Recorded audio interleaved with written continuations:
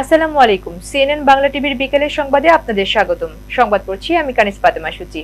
ফরিদপুর শহরের দক্ষিণ টোপাখোলা হরিসভা এলাকার স্বেচ্ছাসেবী সংগঠন মেঘদূত সংঘের আয়োজনে সামাজিক সম্প্রীতি সভা অনুষ্ঠিত হয়েছে।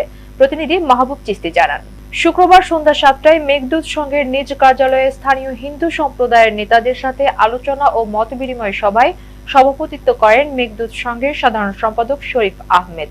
সামাজিক সম্প্রীতি রক্ষায় সকলকে ঐক্যবদ্ধভাবে কাজ করার আহ্বান জানিয়ে বক্তব্য রাখেন বীর মুক্তিযোদ্ধা মোহাম্মদ ইয়াকুব আলী, ফরিদপুর উচ্চ বিদ্যালয়ের সাবেক প্রধান শিক্ষক রমেন্দ্র নাথ কর্মকার, কমলাপুর উচ্চ বিদ্যালয়ের সাবেক প্রধান শিক্ষক সুনীল কুমার চক্রবর্তী, মেঘদূত সংঘের সিনিয়র সহসভাপতি অরূপ সাহা, সহসভাপতি পারভেজ আহমেদ লিটন, মুস্তাক আহমেদ, রাশেদ আলী খান, রিঙ্কু আহমেদ, সহসভাপতি সাদ আহমেদ দোলন সহ অন্যান্যরা।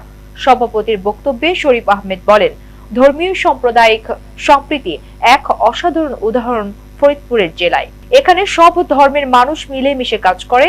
সামাজিক সম্প্রীতি সভাটি পরিচালনা করেন তরুণ সমাজ সেবক মোহাম্মদ জহিরুল ইসলাম জহির। কিশোর